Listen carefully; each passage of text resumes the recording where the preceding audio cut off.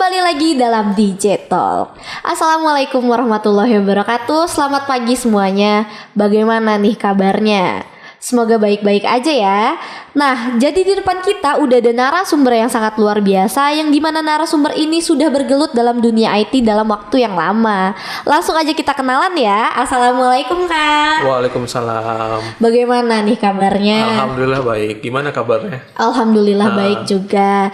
Jadi Kang Anggi ini merupakan seseorang yang sudah bergelut dalam dunia IT dan juga merupakan dosen program studi sistem informasi ya Kak ya? Iya betul sekali. Jadi saya sudah bergelut di dunia IT itu dari tahun 2011. Kemudian tahun 2014 saya bergabung di program studi sistem informasi gitu. Wah, sangat luar biasa sekali narasumber kita ini.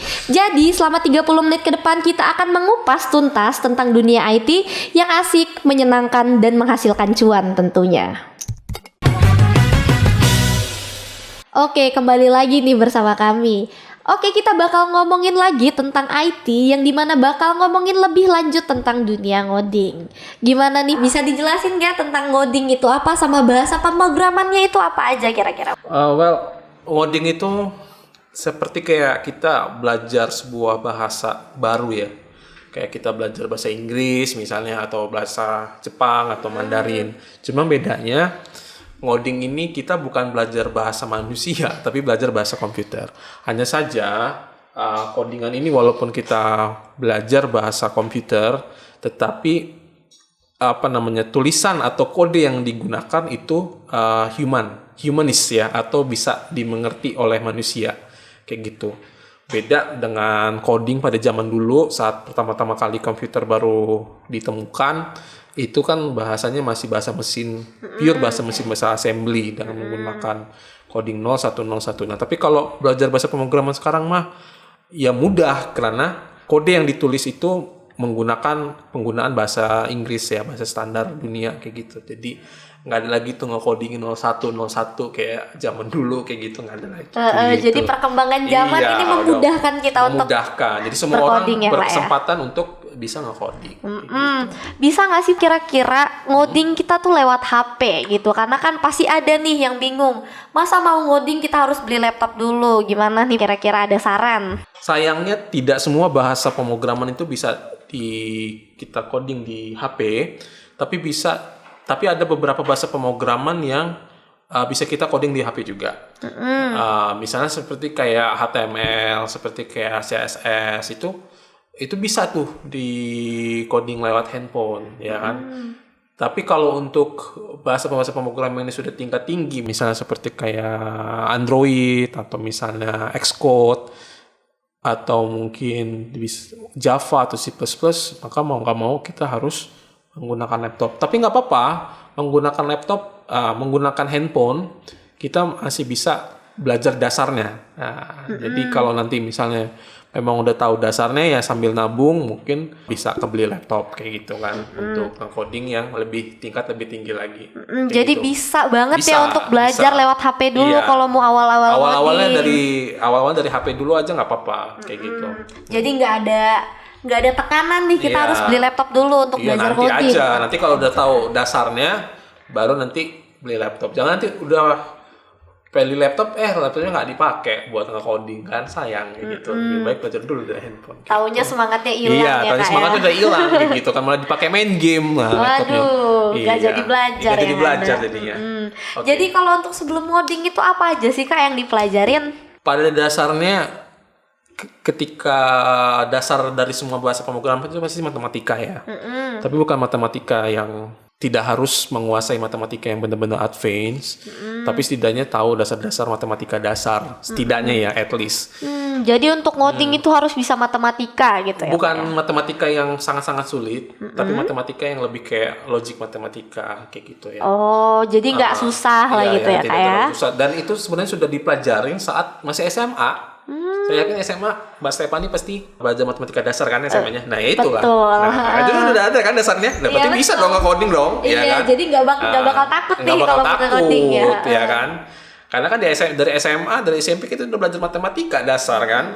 Iya, belajar gerbang logika 1010 pasti udah paham lagi gampang kayak gitu kan. Iya, Nah ya itu gampang. dasarnya. Nah, jadi kan semua orang punya kesempatan untuk bisa nge-coding gitu. Kalau di prodi sistem informasi sendiri ngoding itu ada mata kuliah apa aja sih? Di prodi sistem informasi itu ada mata kuliah coding, itu ada pemrograman web ya, yang menggunakan PHP dan juga Python. Terus juga dasarnya ada di pemrograman web dasar, ada di HTML CSS. Kemudian untuk desktop kita ada C++ sama Java. Selain itu juga ada database juga, bahasa SQL. Itu aja sih. Nggak terlalu, tidak semua bahasa pemrograman dipelajarin karena kita di SI fokus di beberapa bahasa pemrograman yang mendukung karir mahasiswa kita, alumni kita, supaya dia bisa berkarya di tempat kerjanya nanti gitu. Kalau misalnya kakak nih sebagai dosen Iya. program studi informasi bakal ngajarin bahasa yang kayak mana aja nih untuk coding? Kalau saya di sistem informasi expertise-nya di pemrograman website. Jadi saya setiap semester itu biasanya ngajarin mahasiswa itu HTML, CSS, kemudian PHP, kemudian ada juga PHP object oriented, PHP OOP kayak gitu. Dan karena kuliahnya online, rata-rata mahasiswa kita kan justru mahasiswa kita biasanya nge-coding itu dari handphone. Terutama yang di mata kuliah pemrograman dasar HTML, karena kan kita semua masih Pemula, lockdown ya. masih pemula. Masih lockdown, masih pemula. Jadi mereka kebanyakan nge-codingnya dari handphone tuh, jadi supaya simple. Ya, tapi nanti pas udah di semester yang tinggi, baru biasanya mereka menggunakan laptop untuk coding gitu. Luar biasa sekali. Kira-kira ada tips and triknya nggak nih kak? Kalau misalnya kita pengen pertama kali belajar ngoding? Untuk belajar ngoding itu sebenarnya kita harus tentukan dulu passion kita di mana, ya kan? Ada passion Anda maunya pengen jadi apa nih? Pengen jadi mobile programming kah, atau mau jadi pemrograman web, programmer web, atau mau jadi pemrograman desktop. Nah, masing-masing passion tersebut dia mempunyai roadmap-nya masing-masing. Punya roadmap-nya masing-masing. Jadi kalau misalnya pemrograman web nih, nanti belajar bahasanya dari ini. Kayak gitu kan. Mau mobile programming dasarnya dari ini. Nah, kebetulan di sistem informasi kita sudah mengatur roadmap tersebut. Nah, roadmap itu udah kita atur. Jadi di semester 1 kita kasih nih dasarnya, kayak misalnya kayak matematika diskrit. Nah, matematika diskrit itu matematika dasar ya kan, belajar gerbang logika, belajar analogi, belajar logika dan seterusnya. Kemudian nanti roadmap yang kedua nanti belajar ngebuat flowchart-nya ya kan, terus belajar buat algoritmanya ya kan? Kayak mata kuliahnya nanti bakal mata dipelajari. kuliahnya. Nah, kemudian nanti pas dia udah di pertengahan semester, di roadmap selanjutnya baru kita kasih pemrograman nih. Karena di awal kalau si mahasiswa langsung dikasih pemrograman, mabok dia. Mabok. Iya, karena langsung pusing kaget gitu, ya kan kaget. dia. Nah, walaupun di SMA itu sudah ada dikasih dasar matematikanya, tapi pas di kuliah kita lebih ingatkan lagi, kita lebih pertajam lagi matematikanya. Kemudian ketika di pertengahan semester pas sudah masuk ke mata kuliah programming, mereka sudah lebih mudah mengikutin. Karena kan pada intinya saat di pertengahan semester itu adalah implementasi dari dasar teori yang di awal semester. Nah, kemudian di semester akhir, di last semester, baru mereka nanti dikasih sebuah roadmap lagi, pilihan. Mereka dikasih pilihan konsentrasi, mereka mau kemana nih? Apakah mau sebagai seorang analis sistem misalnya, atau mereka mau menjadi seorang data scientist, atau mereka mau menjadi seorang programmer. Di semester akhir itu sesuai dengan passion mereka. Jadi setelah semester 1 mereka dikasih dasar, semester 2 mereka dikasih implementasi, semester 3 mereka tentukan sendiri mereka mau jadi apa. Jadi Gitu. kita sebagai anak-anak SMA nih kak yang baru lulus itu perlu takut nggak sih kak untuk join ke program studi sistem informasi ini Nggak perlu sendiri? takut ya, dosen nggak gigit kok. Dosennya ramah-ramah atau galak-galak nih Iya. kak? Nggak perlu takut masuk ke dunia IT. Jadi anggapan orang kita kalau misalnya masuk komputer itu Galak. atau susah lulus, itu saya rasa udah nggak berlaku lagi ya. Karena rata-rata mahasiswa sistem informasi itu lulusnya 4 tahun. 3,5 sampai 4 tahun rata-rata. Banyak juga kakak-kakaknya yang komlat Iya, jadi banyak 3,5 yang tahun kumlot. aja Ada yang kuliahnya. ada juga yang 3,5 tahun, dan bahkan sebagian ada yang kerja di Badan Cyber Negara, ada yang kerja di Telkomsel, ada yang kerja di di institusi negeri dan lain-lain. Nah, Luas banget jadi ya Pak artinya ya. ilmu yang mereka dapat selama 3,5 sampai 4 tahun mereka kuliah di SI itu terpakai kayak gitu kan. Jadi bukan yang lulus kemudian Nganggur gitu. nganggur atau misalnya kerja tapi ilmunya nggak terpakai kayak gitu ya. Jadi pasti terpakai Ilmunya untuk terpakai. ilmunya. Bahkan ada beberapa mahasiswa saya itu yang dia malah ngebuka startup dia sendiri. Sangat luar biasa ini.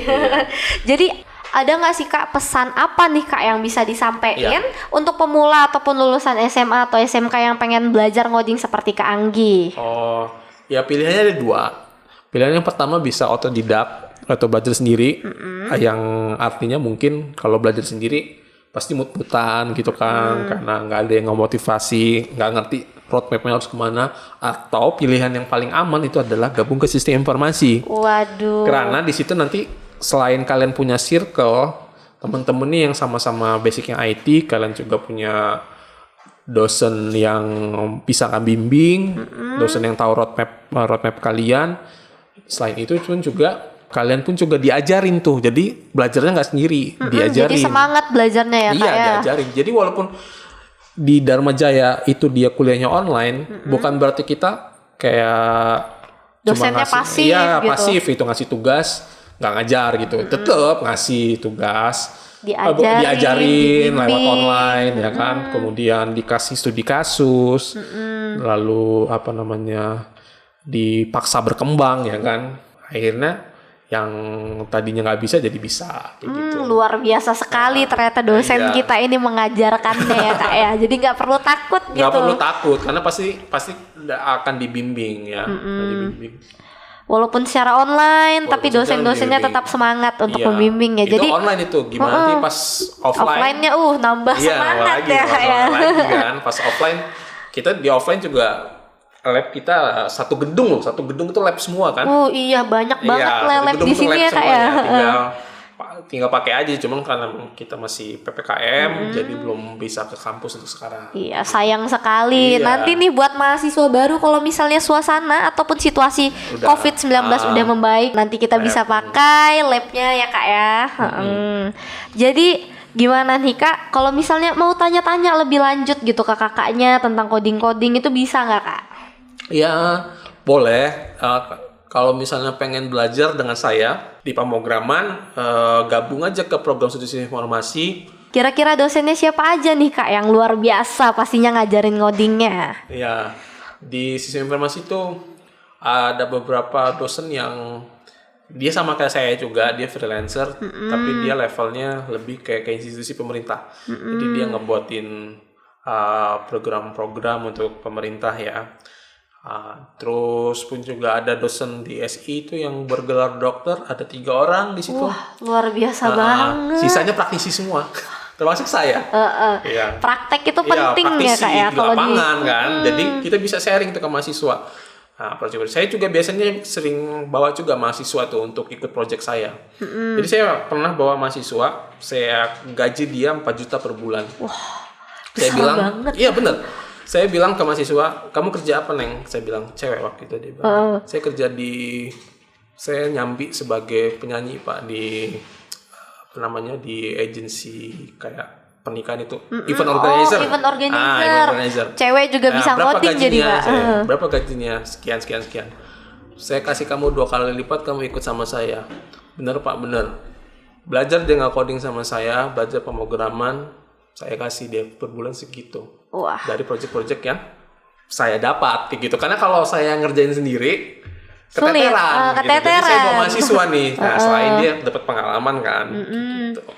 Luar biasa sekali, masih mahasiswa udah bisa berpenghasilan, Iya. apalagi dibimbing dosennya. Iya, apalagi Pak, dibimbing ya. dosennya langsung kan. Ya. Itulah keuntungannya kalau gabung ke Dharma Jaya, karena dosennya banyak praktisi, bisa langsung Praktek.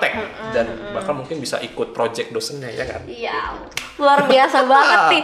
Tertarik aku juga nih mau daftar di Iya dong, program jangan studi lupa sistem gabung ke informasi. Sistem Informasi. Akhirnya kita di penghujung acara nih untuk generasi milenial dan Z yang pengen gabung ke program studi sistem informasi. Nah, bisa langsung aja ke IIB Dharma Jaya atau informasi selengkapnya dapat menghubungi 0811 7972 244 atau 0822 8252 0003 atau juga bisa kepoin nih lewat Instagramnya seputar IIB Dharma Jaya di IG @dharmajaya_the_best dan @jurusan_SI_Dharmajaya. Wassalamualaikum warahmatullahi wabarakatuh. See you.